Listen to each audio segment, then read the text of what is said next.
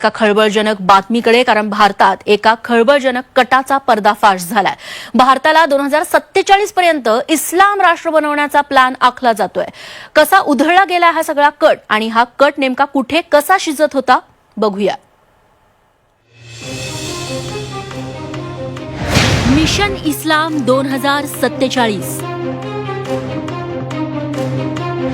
भारताला मुस्लिम राष्ट्र बनवण्याचा पर्दाफाश,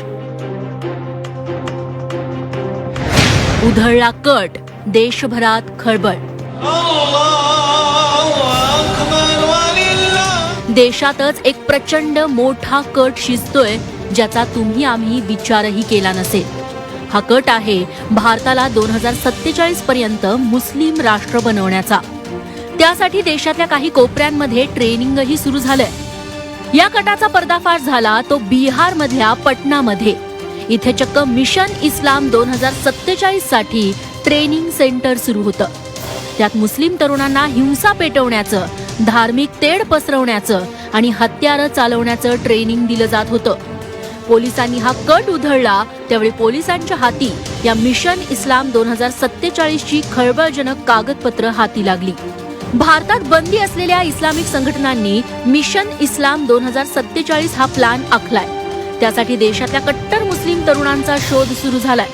अशा तरुणांना दहशतवादी कारवायांचं ट्रेनिंग दिलं जाणार आहे। बिहार मधल्या या ट्रेनिंग कॅम्पमध्ये केरळ, झारखंड, तामिळनाडू आणि पश्चिम बंगाल मधल्या तरुणांनाही ट्रेनिंग दिलं जात होतं। या मिशन इस्लाम 2047 साठी पाकिस्तान आणि तुर्कस्तानातून मदत मिळतीये।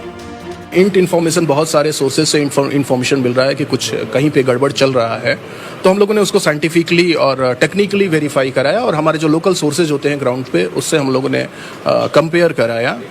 तो ये पता चला कि ईशोपुर में एक बिल्डिंग है जो रिटायर्ड सब इंस्पेक्टर का बिल्डिंग है, वहाँ पिछले 2-3 महीने से एक्टिविटी ठीक नहीं चल रही है।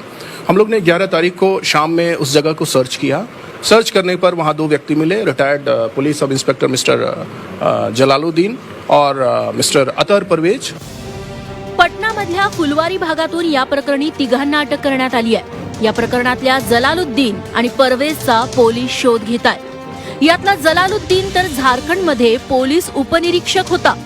मिशन इस्लाम 2047 न पोलिसांची ही झोप उडवली आहे। आता देशाच्या कानाकोपऱ्यात कुठे कुठे या मिशनसाठी कारवाया सुरू झाल्या आहेत याचा डोळ्यात तेल घालून शोध घ्यावा लागणार आहे।